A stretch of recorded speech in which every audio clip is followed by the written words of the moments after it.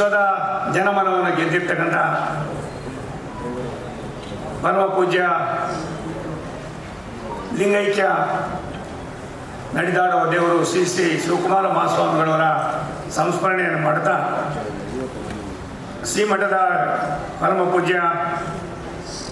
ಶ್ರೀ ಶ್ರೀ ಸಿದ್ಧಲಿಂಗ ಮಹಾಸ್ವಾಮಿಗಳವರ ಅಡಿದಾವರಿಗಳಲ್ಲಿ ಭಕ್ತಿಪೂರ್ವಕ ಪ್ರಣಾಮಗಳನ್ನು ಸಮರ್ಪಿಸಿ, ನಾನು ಓದಿದಂಥ ಮಠ ಅಂದಿನ ಕಾಲದಲ್ಲಿ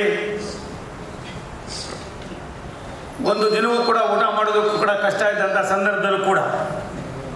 ಸುಮಾರು 1,500-2,000 ಮಕ್ಕಳಿಗೆ, ಹಳ್ಳಿಗಾಡಿನ ಮಕ್ಕಳಿಗೆ ಜಾತ್ಯತೀತವಾಗಿ ಹಳ್ಳಿಯಿಂದ ಹೋಗಿ ಅವರನ್ನು ಕರ್ಕೊಂಡು ಬಂದು ಪರಮ ಪೂಜಾ ಸಿದ್ಧಗಂಗೆಯ ಶ್ರೀಗಳವರ ಆಶೀರ್ವಾದ ಪಡೆದು ನಾನು ಓದಿದಂಥ ಶ್ರೀ ದೇಗುಲ ಮಠದ ಪರಮ ಪೂಜ್ಯ ಶ್ರೀ ಚನ್ನಬಸವ ಸ್ವಾಮಿಗಳವರ ಪಾದಗಳಿಗೆ ಒಡಮುಟ್ಟು ಮೊದಲು ನಾನು ವಂದನೆಗಳನ್ನ ಸಲ್ಲಿಸ್ತೀನಿ. ಯಾಕಂದರೆ ಈ ಕಾರ್ಯಕ್ರಮದ ಯಶಸ್ಸು ನಿಮ್ಮಗಳ ಕೈಯಲ್ಲಿದೆ. ನಾವು ಎಷ್ಟು ಶಿಸ್ತಿನಿಂದ ಈ ಕಾರ್ಯಕ್ರಮನ ಅರ್ಥಪೂರ್ಣ ಮೌಲ್ಯದಿಂದ ತೊಗೊಂಡೋಗ್ಬೇಕು ಅನ್ನೋದು ನಿಮ್ಮ ಕೈಯಲ್ಲಿರೋದ್ರಿಂದ ಮೊದಲು ನಾನು ನಿಮಗೆ ಕೃತಜ್ಞತೆಗಳನ್ನ ಸಲ್ಲಿಸ್ತೀನಿ. ಇಲ್ಲಿ ನಿಂತಿರೋರೆಲ್ಲ ಮೇಲೆ ಆಸನಗಳು ಸುಮಾರು ಇದೆ, ಅಲ್ಲಿ ಹೋದರೆ ಒಳ್ಳೆಯದು. ಹಾಗೆ ಈ ಒಂದು ವೇದಿಕೆಯ ಕಾರ್ಯಗೌರವಕ್ಕೆ ಪಾತ್ರರಾಗಿ ವೇದಿಕೆಯ ಘನತೆಯನ್ನು ಹೆಚ್ಚಿಸಿದಂಥ ಎಲ್ಲ ನನ್ನ ಗುರುಗಳಿಗೂ, ನಮ್ಮ ಸೋಮಣ್ಣನವರು, ನನ್ನ ಹಳೆಯ ಗೆಳೆಯರಂಥ ನಾಗರಾಜ ಮೂರ್ತಿಯವರು, ನಮ್ಮ ಗುರುಗಳಾದಂಥ ಶ್ರೀ ಸೋಮಶೇಖರ್ ಅವ್ರಿಗೂ, ಇನ್ನೂ ಅನೇಕರು ನನಗೆ ಹೆಗಲು ಕೊಟ್ಟು ದೊಡ್ಡದಂಥ ನಮ್ಮ ರೇಣುಕಾ ಪ್ರಸನ್ನ ಅವರು, ಸಿದ್ದರಾಜು ಅವರು, ಹರೀಶ್ ಅವರು, ಚಂದ್ರು ಅವರು ಎಲ್ಲರೂ ಸಹ ಈ ಕಾರ್ಯಕ್ರಮದ ಯಶಸ್ಸಿಗೆ ನನಗಿಂತ ಹೆಚ್ಚಿಗೆ ದುಡಿದಿದ್ದಾರೆ. ಅವರಿಗೆ ನಾನು ಹೃದಯಪೂರ್ವಕ ಧನ್ಯವಾದಗಳನ್ನ ಸಲ್ಲಿಸ್ತೀನಿ. 4 ದಶಕಗಳ ಹೆಚ್ಚು ಕಾಲ ಒಬ್ಬ ಕನ್ನಡದ ಕಾರ್ಯಕರ್ತನಾಗಿ ನಾನು ಸೇವೆಯನ್ನು ಸಲ್ಲಿಸಿದಂಥ ಸಂದರ್ಭದಲ್ಲಿ ನನ್ನನ್ನು ಅರಸಿ ಆಶೀರ್ವದಿಸಿದಂಥ ಮತ್ತು ನನ್ನ ಬೆನ್ನೆಲುಬಾಗಿ ನಿಂತು ಕನ್ನಡ ಪರ ಹೋರಾಟದಲ್ಲಿ ಹೆಜ್ಜೆ ಹಾಕಿದಂಥ ಎಲ್ಲ ಕನ್ನಡ ಹೋರಾಟಗಾರರಿಗೆ, ಕನ್ನಡ ಸಂಘ ಸಂಸ್ಥೆಗಳಿಗೆ ನಾನು ಅತ್ಯಂತ ಸದಾ ಚಿರಋಣಿಯಾಗಿರ್ತೇನೆ. ಜೊತೆಗೆ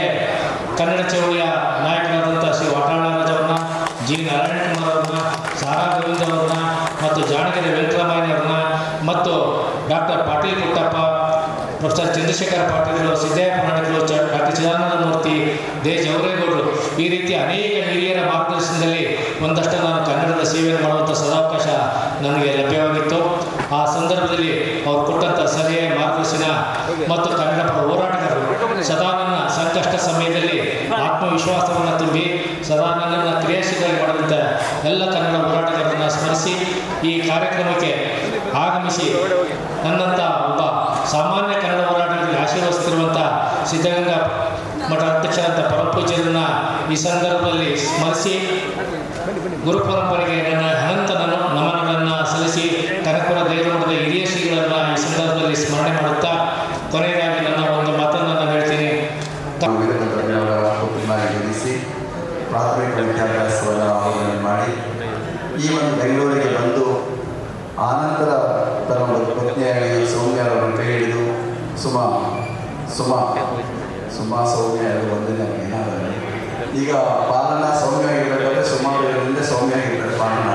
ಇಲ್ಲದ್ರೆ ಪಾಲನ ಏನೋ ಅಂಗಡಿ ತೆಗೆದುಕೊಳ್ತಾನೆ ಅನ್ಕೊಂಡಿದ್ದ. ಅದರಿಂದ ಅವರನ್ನ ಕೈ ಹಿಡಿದು ಅವರ ಮಗ